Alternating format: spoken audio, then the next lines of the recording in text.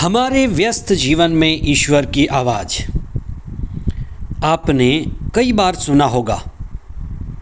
किसी के कीमती सामानों की चोरी हो गई, सोने की चोरी हो गई, रुपये पैसे की चोरी हो गई। लेकिन आज तक आपने ये नहीं सुना होगा कि वरदान की चोरी हो गई, आशीष की चोरी हो गई, कृपा की चोरी हो गई। आज का पहला पाठ एक बिल्कुल अलग तरह की चोरी का जिक्र करता है। आशीष की चोरी हो गई, कृपा वरदानों की चोरी हो गई। छोटे भाई द्वारा बड़े भाई के पहलौठे होने की आशीष लूट ली गई। यह अपने आप में एक बड़ा रोचक वृत्तांत है। आज हम इस पर विशेष चिंतन करें। 13वां सामान्य सप्ताह 8 जुलाई 2023 शनिवार। पहला पाठ उत्पत्ति ग्रंथ अध्याय 27 पद संख्याएं 1 से 5 तथा 15 से 29 तक। संत मत्ती का सुसमाचार अध्याय 9 पद संख्याएं 14 से 17 तक। धर्मशास्त्र में पहलौठा बेटा, पहलौठा पशु, पहली फसल, पेड़ का पहला फल, ये सभी बड़े महत्वपूर्ण कुछ विशेष माने जाते हैं। यह एक तरह का मनुष्य द्वारा निर्मित नियम बना हुआ था, जिसे धर्म की गरिमा, सुरक्षा और धर्म की नैतिकता का रूप भी मिला हुआ था। जो पहलौठा होगा वह सौभाग्यशाली होगा, उसे विशेष जिम्मेदारी मिलेगी और उसकी सुविधाएं भी होंगी।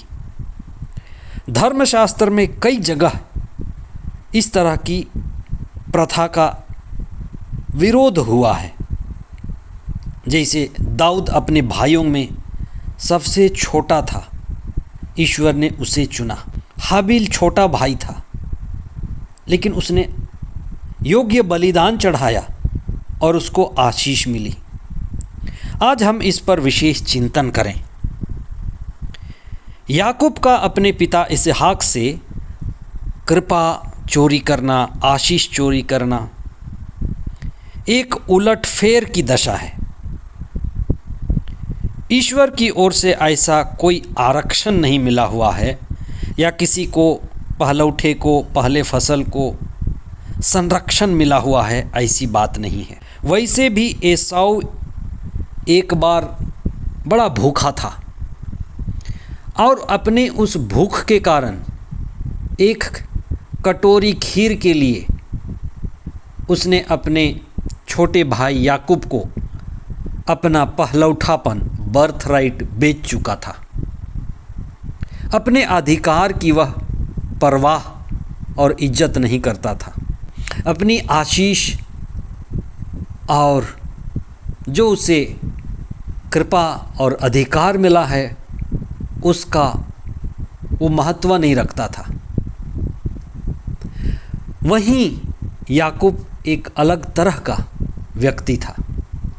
याकूब आशीष पाना चाहता था और आशीष के लिए हर कीमत चुकाना चाहता था। हम ये भी पढ़ते हैं कि जब उनकी माँ इसहाक की पत्नी रेबेका गर्भवती थी तो दोनों ही गर्भ में लड़ रहे थे। जन्म लेते समय भी एसाऊ से पहले पैदा होने के लिए याकूब उससे उलझ गया। माँ के बेटे से बड़ा स्नेह था। माँ ने उसकी लड़ाई में उसका साथ दिया। जो उत्साही होगा, जो उत्साह से आशीष पाना चाहता है, उसके लिए रास्ते खुलते जाएंगे। याकूब क्यों ऊपर उठता गया? क्योंकि वह आशीष पाने के लिए उत्साहित था, आशीष पाने के लिए कठिन मेहनत करना चाहता था और आशीष पाने का उसमें जुनून था।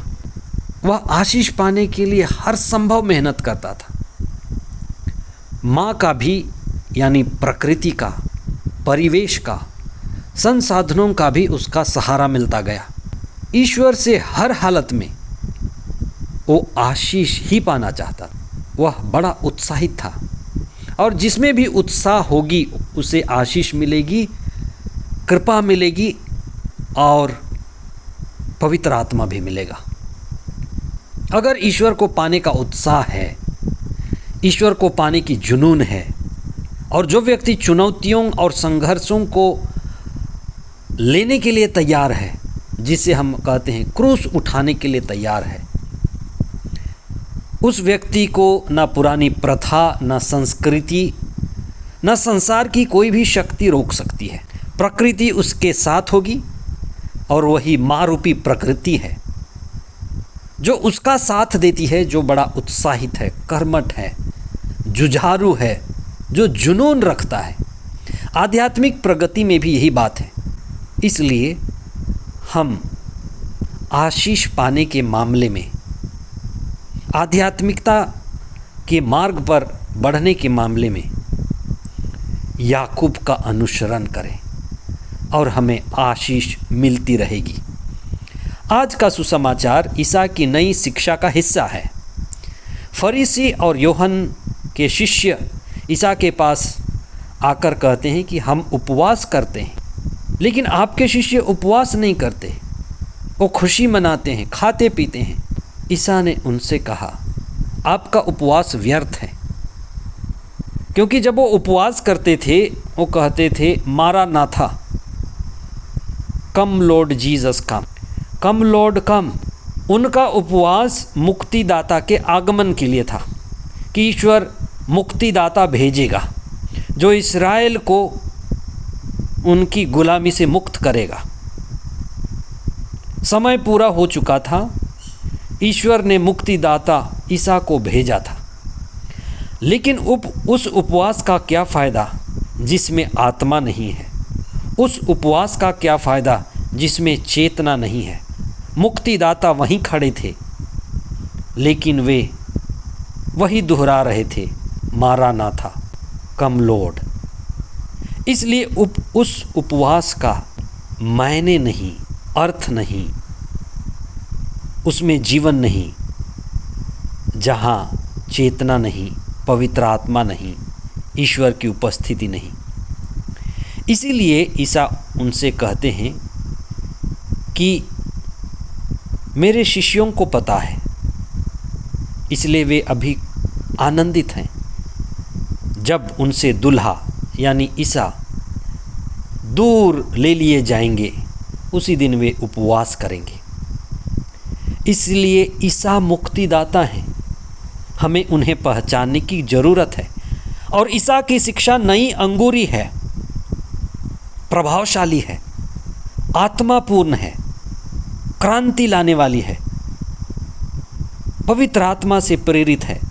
इसलिए ईसा की नई शिक्षा ऐसी है जो उलटफेर करती है। तुम शत्रुओं से भी प्रेम करो, सबों को क्षमा दे दो, विनम्र बनो, पैर धो लो,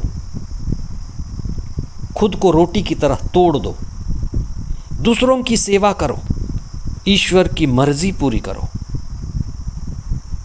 पवित्रता में और पवित्र आत्मा में बढ़ते जाओ। आज हमें ईसा के नई आज्ञा, नई शिक्षा को ग्रहण करने, उसको जीवन में आत्मसात करने की ज़रूरत है, जिससे हम पुरानी और व्यर्थ की प्रथाओं को तोड़ सकें। अपनी प्रार्थना में, अपने पूजा पाठ में, अपने संस्कारों में पवित्र आत्मा का अनुभव करें। इसलिए जब हम आध्यात्मिक रूप से जीवित हैं, उत्साहित हैं, कृपा पाना चाहते हैं, तो सब चीज़ हमारे लिए अनुकूल काम करने लगेगा। इसलिए प्रभु का वचन कहता है कि जो प्रभु से प्रेम करते हैं, सब चीज़ें उनके लिए अच्छाई में बदल जाती हैं। प्रभु की आशीष और कृपा हम पर बनी रहे और हम उनकी कृपा के लिए उत्साहित रहें। आमीन।